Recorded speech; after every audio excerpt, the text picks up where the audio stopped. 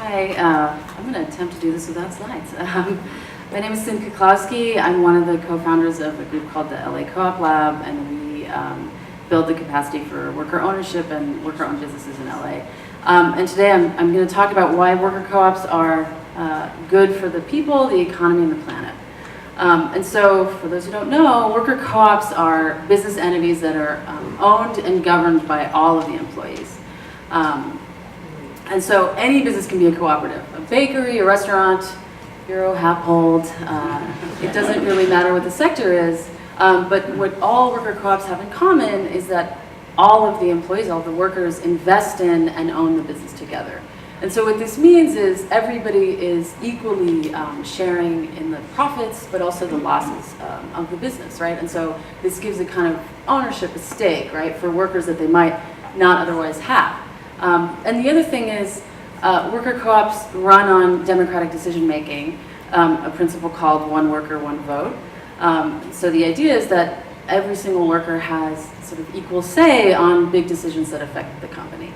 And so the question that co-ops really tries to answer is, how do we center people over profit while still creating successful businesses? I mean, that piece has to work also, right?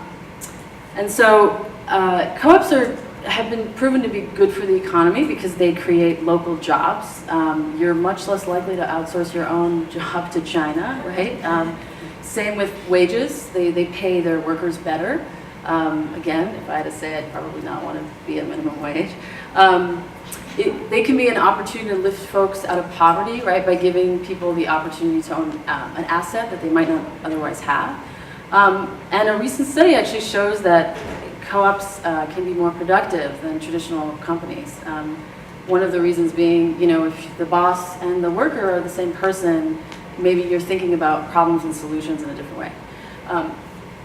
And so they're also good for people because they create better working conditions and benefits. There's also the very real empowerment piece, right? Like about making decisions over your own livelihood, like how radical and cool is that? And then finally, they're good for the planet because most often worker co-ops engage in more sustainable business practices. They're not necessarily trying to do harm or pollute or use, toxic products or whatever that are going to harm their own workers, their communities, their environments, right? And so there is nationwide a very strong and interesting grassroots movement that's happening right now that is really coming from folks who are typically locked out of the economy. It can be undocumented folks, formerly incarcerated people, poor people, right, that are starting worker co-ops.